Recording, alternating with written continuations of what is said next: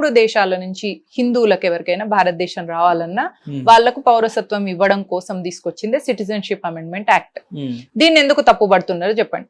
ఇంకా వేరే ఏ దేశంలో హిందువులైనా భారతదేశం రావాలంటే రొటీన్ ప్రొసీజర్ ఎప్పటికున్నట్టే ఉంటది.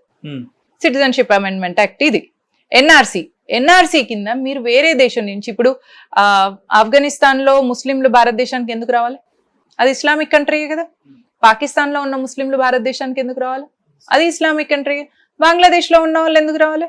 అది ఇస్లామిక్ కంట్రీ. మీరు ఎందుకు ఈ మూడు దేశాలు భారతదేశం నుంచి ఎందుకు విడిపోయినాయి? మేము హిందువులతో ఉండము అనే కదా విడిపోయినరు. ఇస్లామిక్ నేషన్ అయితే మేము అక్కడ ఉంటామనే కదా జిన్నా పాకిస్తాన్కి వెళ్ళిపోయిండు. అట్లానే కదా పాకిస్తాన్ బంగ్లాదేశ్ భారత్ నుంచి విడిపోయింది. మళ్ళీ ముస్లింలు ఈ దేశానికి రావడం ఏంది అంటే ఏంది? ఇన్నర్ ఎజెండా అయింది అంటే దాన్ని ఏమంటారు అంటే ఇంటెన్షన్ బిహైండ్ ద క్రైమ్ అంటారు.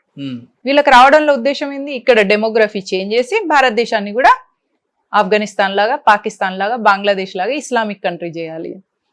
ఇక ప్రతిసారి తంతుంటే బుద్ధి రావద్దు. ఎప్పటికన్నా వచ్చింది కాబట్టి సిటిజన్షిప్ అమెండ్మెంట్ యాక్ట్ తెచ్చుకున్నాం.